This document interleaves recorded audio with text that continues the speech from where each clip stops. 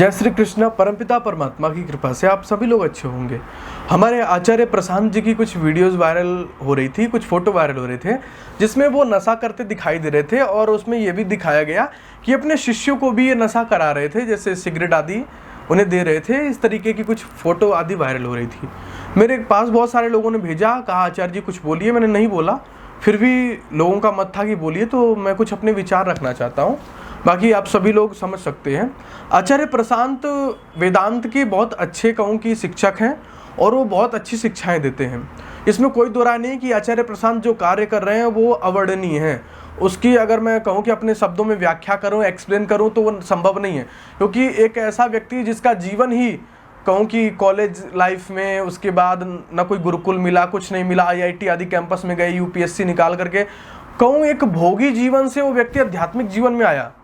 ऐसे आदमी को तो मैं पहले बहुत दूर से, कई किलोमीटर से सलाम करता हूँ कि सारे जीवन के सुख छोड़ करके वो आदमी इस जीवन में आया और इस जीवन में भी आके समाज कल्याण की सोचा, लोगों को उपदेश दिया। आज लाखों लोग उनकी शिक्षाओं से प्रभावित हो रहे हैं, अपने जीवन को बदल रहे हैं। ये सारे काम कौन करा रहा है? आचार्य प्रशांत ही तो करा रहे हैं।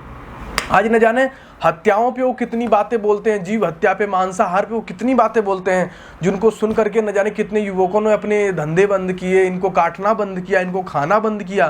क्या ये चीज़ें आपको आचार्य प्रशांत की नहीं दिखाई देती हैं? पहली बात। और दूसरी बात, मैं ये नहीं कह रहा हूँ कि वो बहुत ठीक बात है।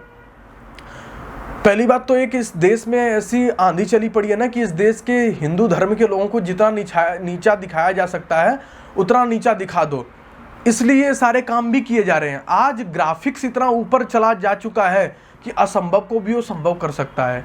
यदि कोई कहे कि यदि मैं ही कहूँ ये वीडियो, ये फोटो सारे फेक है या एडिटिंग है, तो इसमें कोई दो राय नहीं है। और यदि ये सच है तो मैं इसकी निंदा करता हूँ, लेकिन यदि ये सच नहीं है तो जिसने भी ये काली करतूत की है उसके खिलाफ सख्त से सख्त कार्रवाई होनी चाहिए।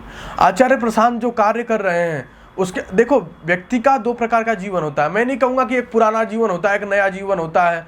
अगर मैं कहता हूँ अभी भी कि यदि आचार्य प्रशांत ऐसे हैं तो वो निंदनीय है, परंतु उनके साथ जो कार्य है वो पूज्यनीय है। मैं एक आपको बहुत छोटी सी कहानी समझाता हूँ, आपको सब कुछ बड़े अच्छे से एक्सप्लेन हो जाएगा। एक व्यक्ति, एकदम सामान्य वर्गीय व्यक्ति और वकील था वो, और उसके अंदर एक जो सबसे बुरी आदत थी वो क्या थी कि वो मांसाहार करना और दारू पीना, सिगरेट पीना, ये स्वाभाविक था उनके जीवन में।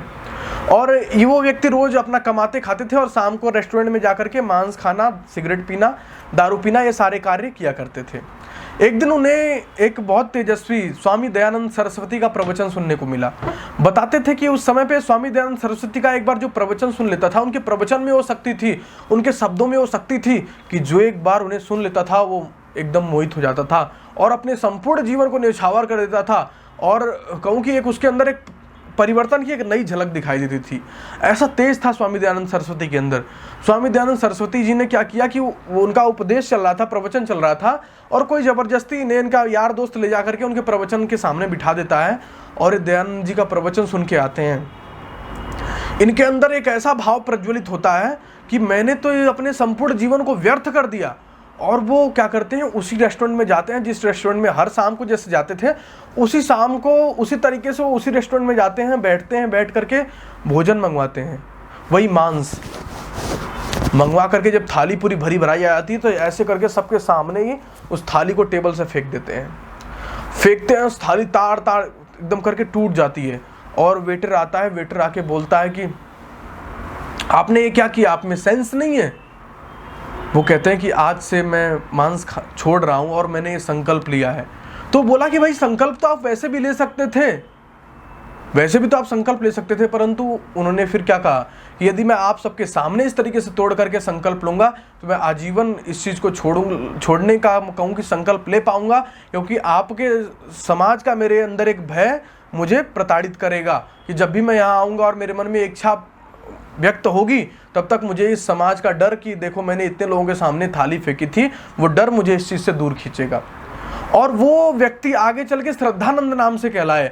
और श्रद्धानंद जिन्होंने अनेकानेक गुरुकुलों की स्थापना की, उन्होंने अनेक ब्रह्मचारी पैदा किए, उन्होंने अनेक विद्वान पैदा किए, उन्होंने अनेक सन्यासी पैदा किए, अपने खुद बच्चों को गुरुकुली शिक्षा दी, अपना सब कुछ बेच करके गुरुकुल में लगा दिया। ऐसे श्रद्धानंद का जीवन, जो एक शराबी था, जो एक मांसाहारी था, वो व्यक्ति आगे चल के श्रद्धानंद बन के निखरा और लाखों लोगों का उद्धार किया उसी श्रद्धानंद ने। और वही कार्य देखिए, अगर मैं नहीं कहता हूं ये प्रशांत जी की सही वीडियो है, यदि अगर सही है तो मैं निंदा करता हूं उस समय की, परंतु यदि गलत है तो आचार्य प्रशांत जी जो कार्य कर रहे हैं वो श्रद्धानंद से समतुल्य है, मिलता जुलता है।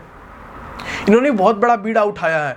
आज इस युवाओं को नशा मुक्ति आदि से, हर चीज से कहूँ कि मुक्ति दिला रहे हैं, और जितना मांसाहार आदि है इन चीज़ों से भी, इन पे भी इनके प्रवचन बहुत चलते रहते हैं। वीगन पे भी ये बहुत सारा बोलते रहते हैं, लेकिन मैं वीगन का समर्थक नहीं हूँ, पहली बात। और आपको समझाता हूँ एक बात, आचार्य प्रशांत की जो सबसे बड़ी विशेषता है, आप समझो किसी आदमी को उन्नति मिल रही है, कोई आदमी प्रसिद्ध हो रहा है, तो वो क्या करता है पता है? वो पैसे के लिए कुछ भी करता है, वो पैसे के लिए कुछ भी करता है। जैसे आज देखो जितने भी हमारे एक्टर एक्ट्रेस हैं, बहुत अपने आप को कहते हैं कि हम बड़े जेंटल लोग हैं और बड़े सुलझे हुए लोग हैं, वो क्या करते हैं पता है? वो धूर्त दो कौड़ी के लोग पैसे के लिए क्या करते हैं कि दाने दाने में केसर का दम, गुटखे का प्रचार करके उसको कहते हैं केसर का दम। अपने बच्चों को क्यों नहीं खिलाते ये केसर?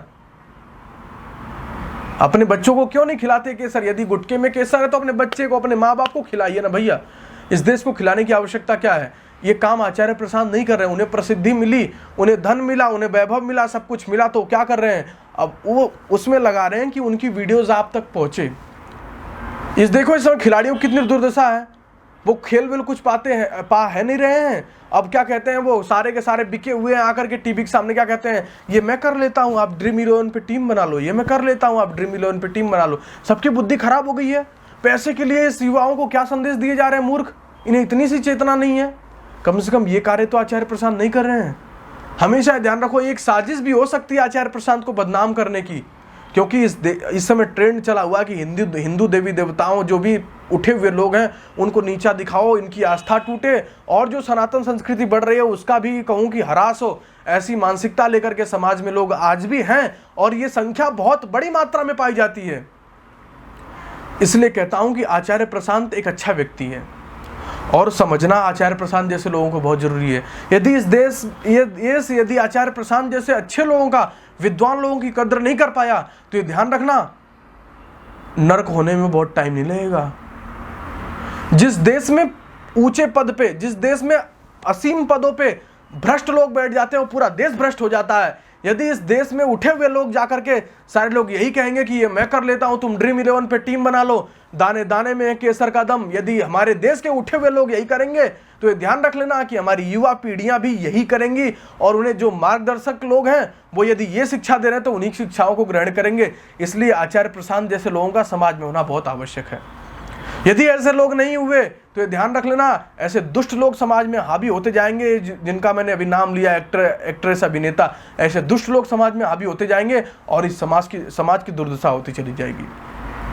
इसलिए प्रशांत जैसे विद्वान का होना बहुत आवश्यक है, और मैं भगवान से प्रार्थना करता हूं कि ऐसा हर गांव में विद्वान निकले प्रशांत जैसा। भले ही वो साधु भेष वाला ना हो, वो बाहर का पढ़ा लिखा हो, लेकिन चेतन स्वरूप बच्चा हो, वो हर गांव, ग्रामीण, हर क्षेत्रीय, हर जिले, हर राज्य, हर प्रदेश में हो, और ऐसी आशा की किरण और ऐसे प्रकाश की किरण बिखेरे जिससे इस देश के युवा एक अच्छी गति को प्राप्त करें। मैं अभी भी कह रहा हूँ, मेरा मोटिव भी मत समझना कि मैं सनातनी हूँ, हिंदू हूँ, इसलिए मैं उस आचार्य प्रशांत जी का पक्ष ले रहा हूँ। ऐसी मेरी मंशा नहीं है। मैं अभी भी कह रहा हूँ कि यदि आचार्य प्रशांत की वो वीडियोज़ और फोटो हैं, प्रमाणिक तो देखो नहीं है, परंतु यदि है तो मैं उसकी निंदा करता हूँ। यदि नहीं है तो जिन लोगों ने एक षड्यंत्र रचा है वो उनके खिलाफ सख्त से सख्त कार्रवाई होनी चाहिए। और ऐसे लोगों से कहूँ कि जिन लोगों ने साजिश किया है, आचार्य प्रशांत जी से माफ़ी मांग के और उनके खिलाफ कठोर से कठोर कार्रवाई होनी चाहिए। ऐसी मेरी व्यक्तिगत मंशा है, क्योंकि आचार्य प्रशांत जैसे विद्वान यदि समाज में नहीं रहेंगे तो इस समाज को दूषित होने में बहुत टाइम नहीं लगेगा। हर एक अंग पे बोलने की कला है आचार्य प्रशांत के अंदर, और ये कला हर किसी के अंदर नहीं होती। मैं कहता हूं कि ये भारत भूमि कभी विद्वानों से खाली नहीं रही है, लेकिन कोई जरूरी नहीं कि हर विद्वान प्रवचन कर सके। बहुत सारे विद्वान ऐसे होते हैं जो लिखते बहुत अच्छा है, पर वो अपनी बात आगे तक पहुंचा ही नहीं पाते हैं। तो इसलिए जो ऐसे लोग हैं जो दमदारी से लिख भी ले रहे हैं, पढ़ भी ले रहे हैं, बोल भी ले रहे हैं, ऐसे लोगों का सम्मान करिए और ऐसे लोगों को आगे बढ़ाइए, नहीं तो समाज नर्क के गड्ढे में चला जाएगा और आप लोगों को पता भी नहीं चलेगा। इसलिए प्रशांत जैसे लोगों की वीडियोस को वायरल करना और इन पे वीडियो बनाना कोई समझदारी नहीं है। ऐसे लोगों को प्रमोट करो। इस समय तो वो ये सब नहीं कर रहे हैं ना, इसलिए ऐसे लोगों का सम्मान होना चाहिए देश में। और ऐसे लोगों के खिलाफ कोई रणनीति रचता है तो और षड्यंत्र रचता है तो उसके खिलाफ सख्त सख्त कार्रवाई होनी चाहिए।